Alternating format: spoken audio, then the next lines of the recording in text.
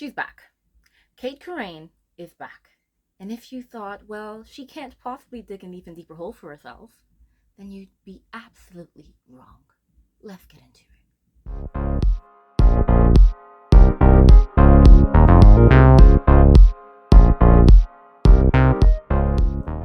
Hi, for those of you who don't know me, my name is Shelly and welcome to my YouTube channel. Here we talk about books, everything happening in the bookish world, and every now and then we just have some fun talking about random things, but mainly books. And for most of you, you found me through my Cait Corrain video where I dissected the chaos that was happening with her review bombing her own peers. And she gave us a piss poor apology and then said, I'm going away to do better for myself. And so she went away. And now, not even 2 months later, she's come back. And goodness me, she's made it worse. I'd be happy if she just went away and never came back. That's what I was banking on. That's what I was hoping for. But it seems I'm not going to get my wish. Not this time anyway.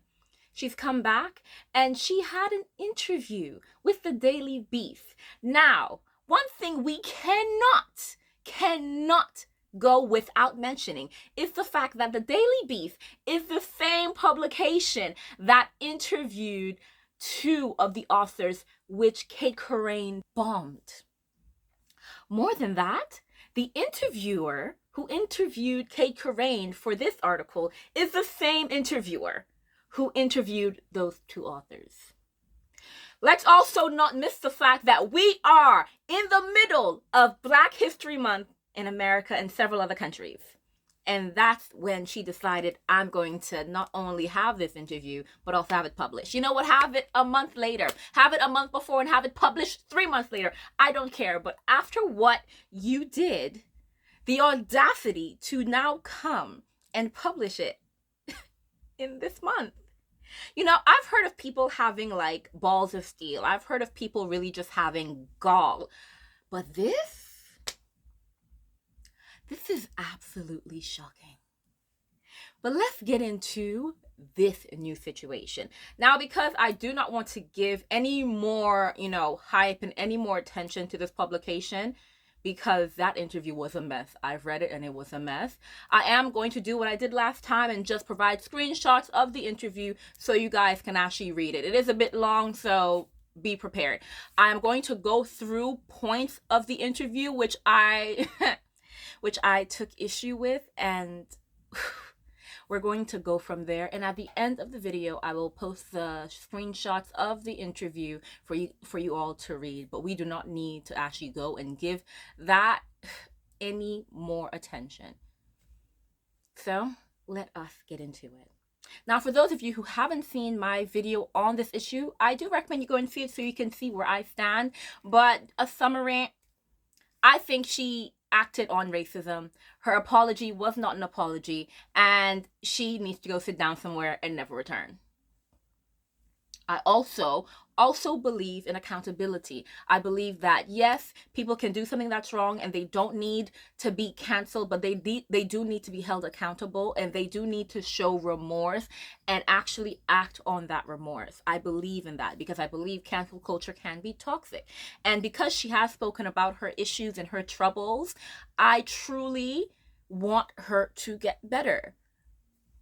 That being said, yeah, let's be real. She did some messed up things and she needs to get it together. But let's go through this interview. Now, one thing which was made very, very clear during this particular interview that she did is the fact that she is here trying to weaponize her mental health, or, her troubles with her mental health and her neurodivergence. Now, I'm not a neurodivergent person, so I do not want to speak for those who are neurodivergent. I can sympathize on the mental health side. But the fact of the matter is, for her to now come and blame those factors on what she did, we need to now beef. Because, no. Your racism, your racist actions were not a direct consequence of anything. No, we're not going to play that game here. Because two things can be true at once. You can be mentally unwell and racist. If anything, three things can be true at once. You can be mentally unwell, you can be part of the neurodivergent community, and you can be racist, because that's what it seems like in this situation. She came on this interview and she said, first of all, let me give you the breakdown of what happened. I had a mental breakdown, and I do have, issues reading social cues because of my neurodivergence, and all of these factors put together with the fact that I was abusing alcohol and other substances when I went through a mental breakdown led to the actions which we are now discussing. No. You are not going to come here and put all the blame on your mental illness and poor choices which you made. We're not doing that. Not today. And one thing I definitely have to note as we read through her, poor interview, and as she continues to try and make excuses for what she did, is the excuses aren't adding up. Okay, let's actually go through it. She says that she didn't specifically target the people that we say that she's targeting. She said that she just went by the Goodreads list. Let's be clear. Immediately as I read that, I decided I'm going to disregard this entire interview, because one thing we are not going to do in this here 2024 is gaslight me, okay?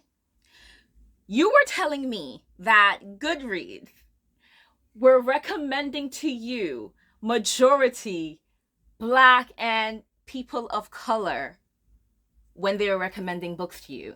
Goodreads that cannot actually tell diversity if it were to smack it in the face.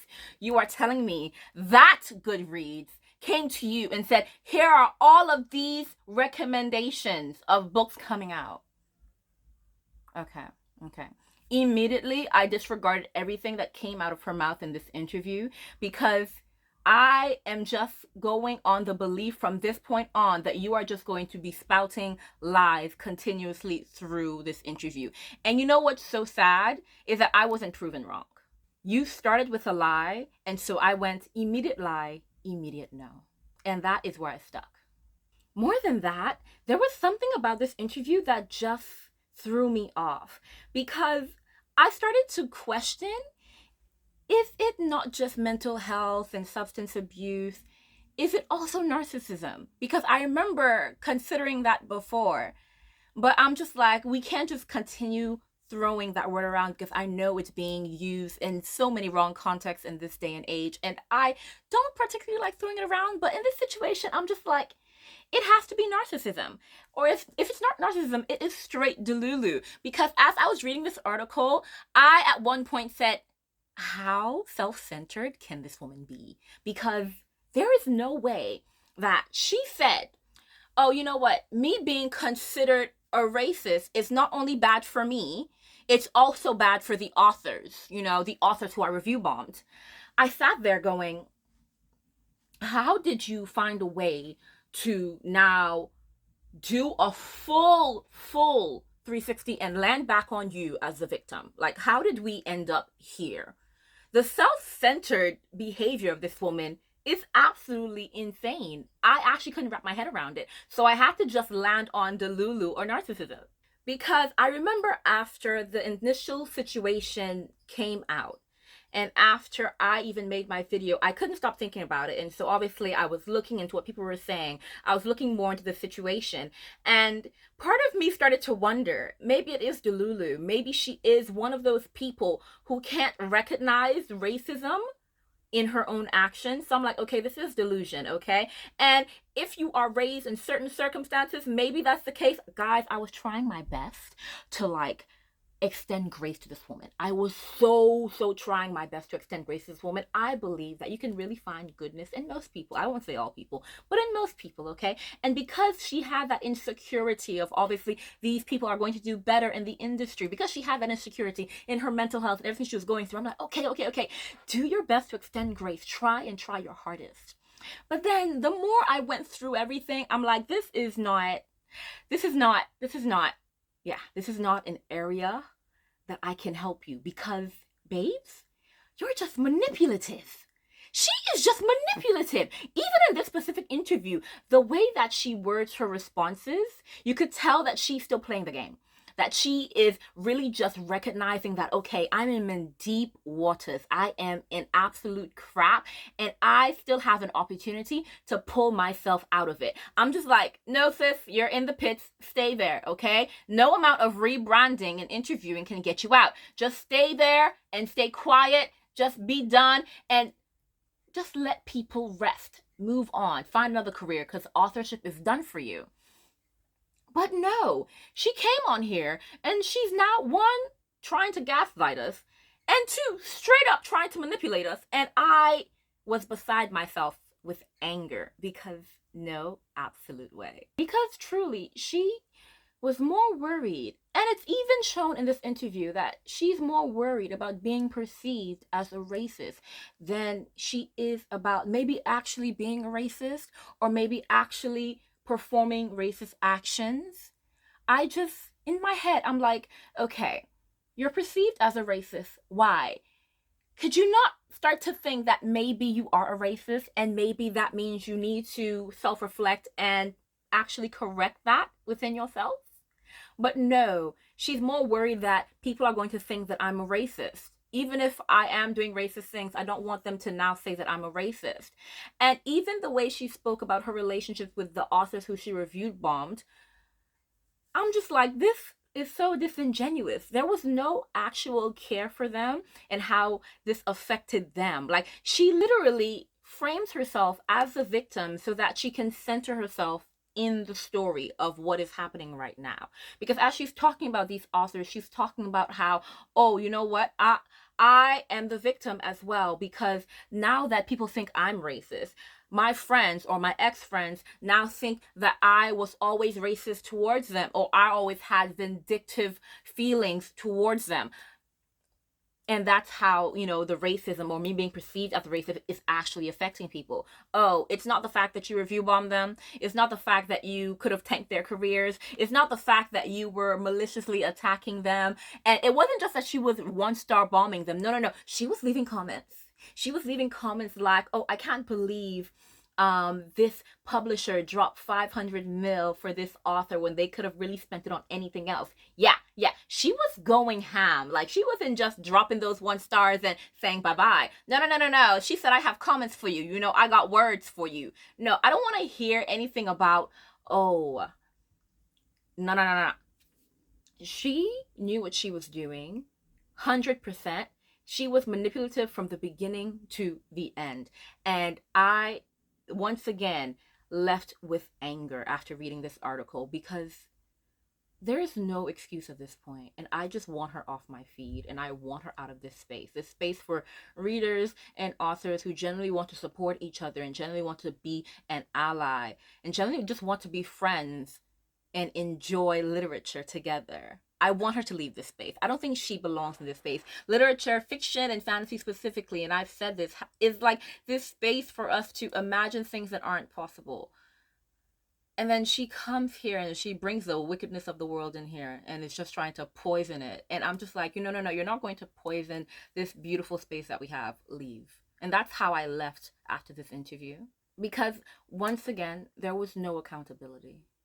She said that when she first had her bouts of psychosis, and then she went to explain, she's like, when you're in psychosis, when you're in mental psychosis, you have a disconnect from reality. And I read that and I said, is the disconnect from reality being that racism is wrong? Is that what you disconnected? That in your mind, the reality of racism being wrong, you couldn't actually connect that to truth? I just couldn't get with it. I'm just like, you can try to throw a bunch of words at us and just get this word soup and spit it at us, but I can read, I am great at critical thinking, and one thing you're not going to do is just come with nonsense to me.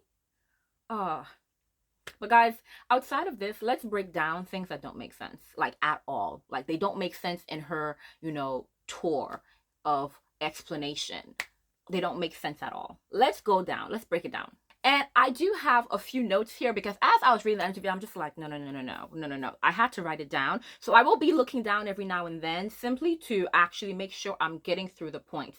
Now, I will say this. There were a bunch of other notes that I made, but I'm just gonna, if I stay here and rant about this interview, I'll be here for 2 hours and we don't want that. So let me just go through the notes that I made for one, things that did not make sense. Okay. She said, when she first had that, blackout where she created the fake accounts and then the first time she, did her review bombing and, attacking them. That I believe that was in June. Is it 2022 or 2023? I can't remember, but it was around summer of one of those years. She had a blackout and she created those accounts. And she said, when she created those accounts and she came out of her blackout, she didn't delete them and she didn't actually tell anyone because this might get her institutionalized and she didn't want to confront the truth of not having autonomy over her actions. Several things here. One, like I said, guys, I can sympathize with so many things, and I've not been institutionalized, but I've heard stories of people who've been institutionalized, like, adults and teens, and they say that is the most terrifying experience. Like, they say it's horrendous, and while a lot of them come out better, they just say that the experience from the beginning to the end, especially when you're younger and you get institutionalized and it's against your will, it can be very, very terrifying, and it's just a really, really horrible experience from beginning to end. Except the end, you might get better. So while I can't like directly relate to that, like I can sympathize, and so I can sympathize with her probably hearing stories, or maybe her having previously been institutionalized and she doesn't want to go through that again, and so she doesn't want to be institutionalized. I can get that, I can get that. But then she didn't want to confront the truth of not having autonomy over her actions. Okay, so you had a blackout where you said you don't have any control over your actions, and then now you've come out of your blackout and now you do have control over your actions. But now when you do have control over your actions, you don't want to act in full autonomy because it will show you that you don't have autonomy. So you didn't, guys, do you hear it? She created the accounts and started the 1-star bombing when she was in a blackout and didn't have autonomy. But when she came to the point of having autonomy, she didn't want to correct her actions because she would have to admit her lack of autonomy. Okay. You know what? Okay. Let's just go past that, okay? Whew. She was having blackouts, and in these moments, she said that, she had no control of what she was doing. She had no, she had no idea what she was doing. No autonomy, as she says. But guys, do you remember the receipts that came out? Those were receipts, yeah? And we saw several accounts, several Goodreads accounts that could be linked to her in her, scheme of 1-star bombing her fellow authors. And for all we know, there are more that we haven't found. These are just the ones that they have proof of. Those were a lot of accounts, guys. So in the blackout state where you had no autonomy, you mean to tell me that you were keeping track of all of this information, all of these accounts, all of these passwords, but you had no idea what was going on? Baby girl, once again, stop trying to gaslight me. The manipulation is so real, because how dare you think I'm an idiot? Like, how dare you think, not just me, that all of us are idiots? Is she serious? Oh, okay. See, that one also didn't make sense, but there are also a few phrases in her interview that don't sit right with me, okay? She said a few things, and I'm like, it's obvious that you're a manipulator. It's obvious that you're malicious, and it's obvious that you acted on your maybe racist tendencies that you don't want to acknowledge. But there are a few things I'm just like, this really stood out, and not for good reason. Okay, so let's go through it. Okay, I have these listed down as well. Okay. As she was speaking about the people who she reviewed bomb, because obviously she kept saying that, she's not racist. This is the whole point of this interview, to make sure that people know that she's not racist. But every time she mentioned the authors in question, yeah, she would say something along the lines, and she actually said this specific phrase, like definitely more than once, just so happens. So she would say, the authors that I bombed just so happen to be authors of color. See, this ticked me right off. This phrase didn't sit right with me. That just so happens. She, once again, is not taking accountability. She's trying her hardest to distance herself from her actions. Just so happen to be people of color. No. Because this is very clearly you not wanting to acknowledge that you've done wrong. Oh, I'm not racist, but when I've done something that is racist, I'm not going to acknowledge it. I'm not going to take accountability for it. Then, sis, you're still a part of the problem here, okay? Because you know what? I can acknowledge someone having racist tendencies and growing from that, okay? I can acknowledge someone who has done something racist, but is once again trying to grow from that. This is you distancing yourself without growth. I'm not going to accept it, okay? Because there are certain things that just don't make sense. There are some things that just don't make sense. Because yes, the people who she mainly targeted were people of color, debut authors who are traditionally published people of color. But there was one author, and we're not going to skip that point, okay? Because you know what's so funny? She did mention a few things in this interview, and this is one of the points that she didn't mention. There was an author of color who published something that was a bit similar to Cait's book. And this author is self-published, not traditionally published, self-published. And Cait also went on the attack. And I'm going to post the author's book here so that you guys can actually go and support this author as well. And what was so harrowing about this is the fact that this author was not part of the people who were debuting with Cait Corrain. So why did you attack this author? This was not going to affect your debut. This author was just in the same kind of area that you were writing, self-published. So you can't tell me that it wasn't racially motivated when you went beyond what you even initially intended to do, which is target people who were debuting with you. So, no, this means that you were meticulous in hunting down people who you thought could be competition to you. And sorry. What are you doing in these blackouts? I'm so sorry. I couldn't do it. And every time she said they just so happened to be people of color, I just wanted to pop her through my screen. Because no, they didn't just happen to be people of color. You targeted them. Because you had malicious intent because of their race. And you can even see her malicious intent when you look at the names of the accounts that she made, the fake accounts that she made. Those names were names of people of color, or names that can be attributed to people of color, so that when people see these review bombs, they can be like, oh, it was another person of color who didn't like the person of color's book. Now you're going to tell me that that's not racially motivated? You could have picked Bob and Sally. You could have picked any other name, but no, you were choosing. I can't even remember the specific ones, but when you see the the receipts, you see the names, and this is very targeted. Like, this is very meticulously planned. You cannot tell me that you weren't being like specific and malicious towards people of color. No. So every time she said just so happens, I just wanted to slap her. So we're just going to move past that. But there's another phrase again that she said that I just wanted once again to pop her in her mouth. Towards the end of the interview, she said, where she was saying, I guess this was her idea of trying to take accountability, where she was saying that I don't blame the authors, I don't blame if the authors do not like me or something like that, something along those lines. She's like, you definitely deserve to dislike me, or you definitely deserve to hold it against me for what I've done. I'm like, okay, so she's trying to acknowledge it. Okay, maybe we're gonna get somewhere. And then she said something like, to the authors I actually targeted. See, this is where I said it doesn't sit right with me, because again, it seems like she's trying to distance herself. And I feel like, what you mean to the authors you actually targeted?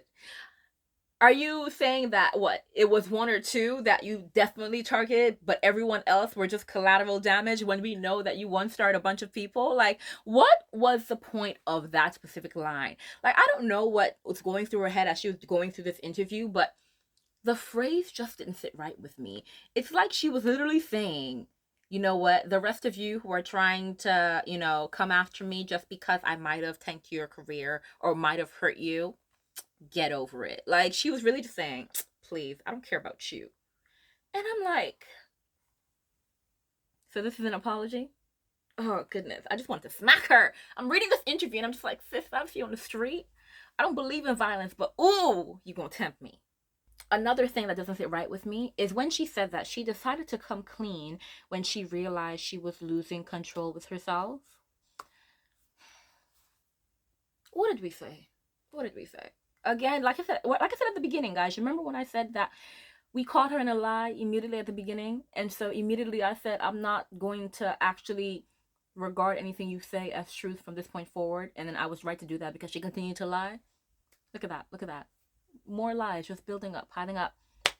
Babes, you came clean because you were caught in 100 lies and you really could not dig yourself out of that hole. And all that was left for you to do was come clean. Because let's not forget when it was revealed, she came out with the Photoshop text, you know, from Lily. But Lily, you know, couldn't be found. And historical chats with Lily couldn't be found. And then eventually Lily was revealed to be Cait. Baby girl. Oh, the lies. Just say you came clean because obviously you were digging a hole and you just had to be real with it. And you didn't want to dig a hole anymore. Just say that. Like, I would respect you for being honest. I really, obviously, for what you did, I don't respect you for that. But I respect your honesty. This, I have nothing to say. I have nothing to say.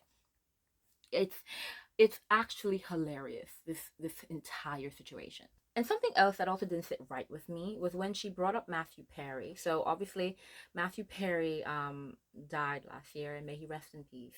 And we know that he struggled with substance abuse, and you know, he worked really hard to, you know, get through that.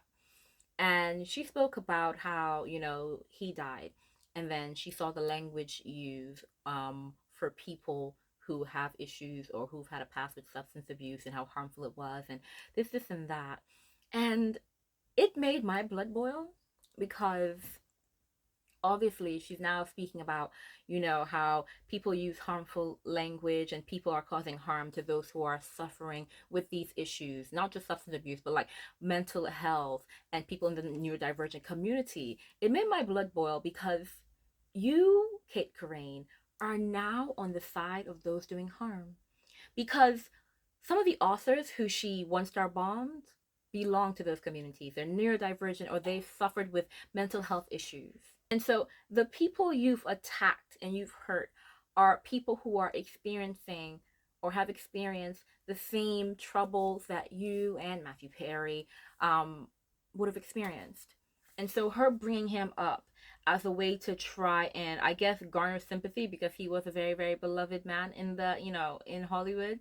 And his struggles, a lot of people sympathize with his struggles, his substance abuse struggles. But I guess it angered me that she was just picking at straws in a way, or trying to siphon the love and sympathy that he had for her situation. And I thought that was a bit disgusting. I said that's disgusting behavior. Like, his death is fresh and he had nothing to do with this, let's be real. And I just thought, okay, for you to just be using what he went through to now try to remove some of the, you know, some of the harmful behaviors you have exercised. I said, this is disgusting behavior and I don't like it at all. Now, what's funny about that is, you know, she has dealt with, you know, mental health issues, and she said, she revealed in this interview that, you know, she's part of the neurodivergent community. And so I'm like, wow, you are against your own people, sis? That's not cute. That's not cute. So it was weird to me because I'm just like, you're hurting people like you. Because in this interview, she spoke about how, you know, a lot of the things that led to her psychosis and to her breakdown is just the feelings of insecurity, her feeling that people are, judging her for not being able to do things that, people who are, more able to do can do. But I'm just like, okay, so you're feeling this way, but people who could have sympathized with you and could have helped you are those writers who you attacked. And so it's hard for me to not sympathize with you, even though you are going through these issues, because what was that? You're hurting, and so you decide to hurt in return. And I know people will turn around and say, oh, well, hurt people hurt people. But please, please, please. Hurt people, but that's a choice that's made, and that's a choice that she made. So I don't respect that. I find it to be disgusting behavior. And so I couldn't respect it, and at this point, yeah, I know we were gearing towards the end of the interview, but I was so done. I was so done. And I'm happy that we got to the end, because believe me, I couldn't do it anymore. And the end, it didn't make anything any better. If anything, I almost broke my phone. In the end, she goes on to say how marginalized authors should be supported, and there should be more support for marginalized authors and stuff like that. And it was just giving performative activism. Remember how I said that she has the audacity to post in Black History Month? Like, babes, this is not your time. This is not your time for you to turn around and say, I'm not racist, and release this article. It's just performative activism. Because if she really wanted to support the authors in question, if she wanted to uplift them, then she'd go on that interview. She would apologize, sincerely apologize, and she would be honest about all that happened instead of the lies that we continue to catch her in. And then she would tell the readers of this interview to go and pick up the books in question. Because one thing she didn't do in this entire interview is name a single author who she hurt. Because it was just generalized. And I won't even lie, the apology, where was it? Once again, it wasn't a genuine apology. Like, she did not turn around and say, guys, I'm genuinely sorry. I'm sorry for going on here and saying this about you and saying this about your book. I am sorry. I'm sorry. She didn't directly say it to anyone, and she didn't directly mention any of them by name, any of them. And then she ends the interview with a big lie. Like, she ends the interview on a lie. And what's so funny about it, it's a confirmed lie.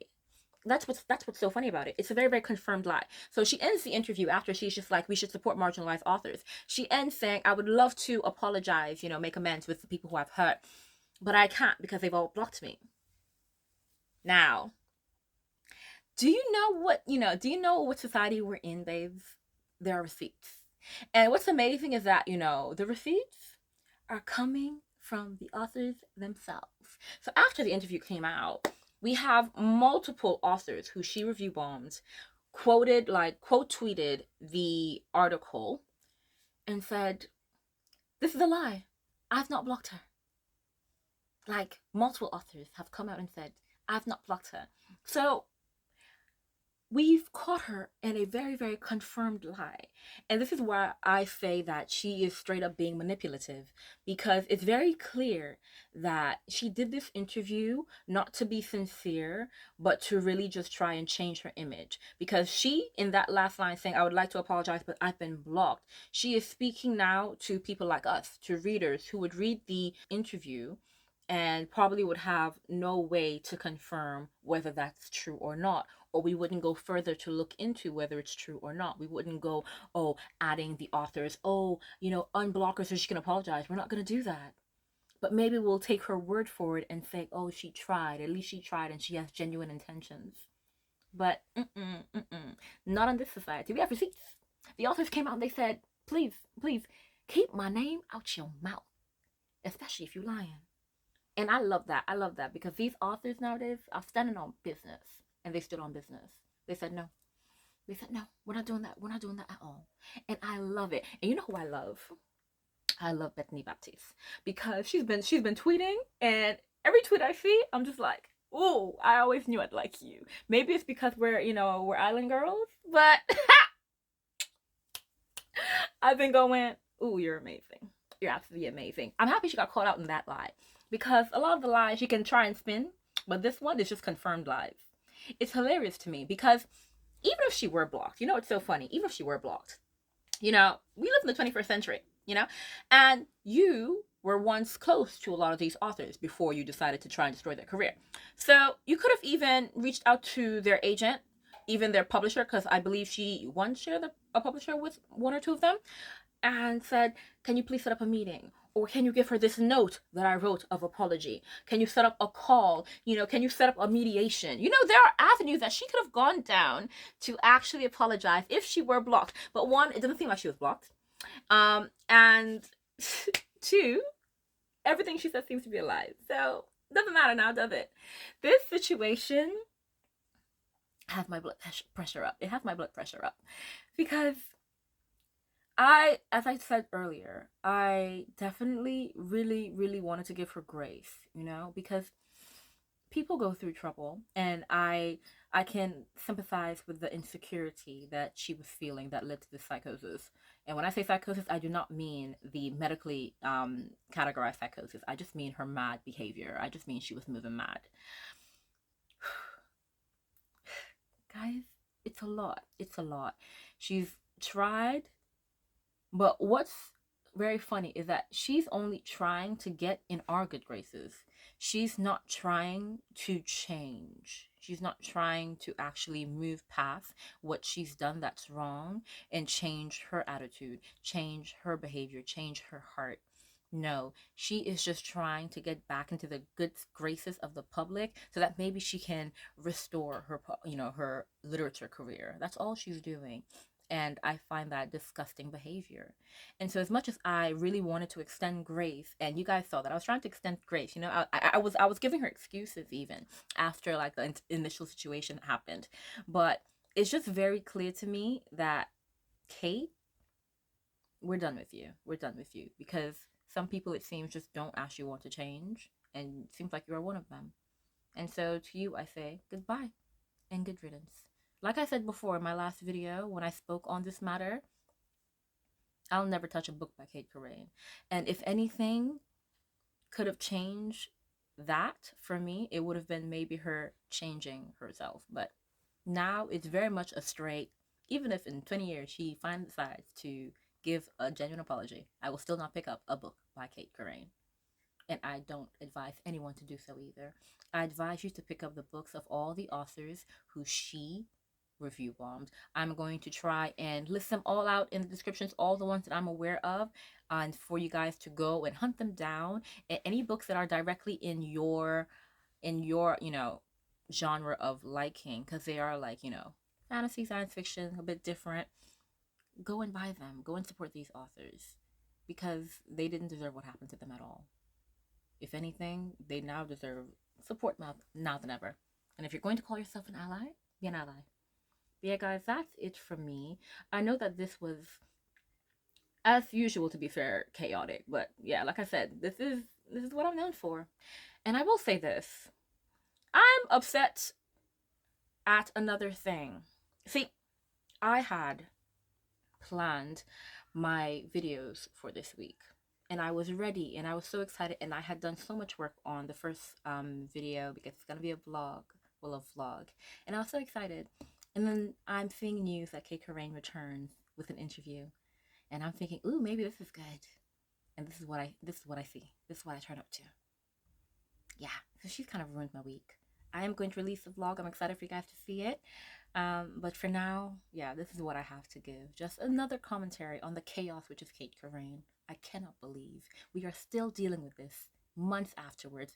And of all the months, Black History Month. Goodness, I'm beside myself. I cannot.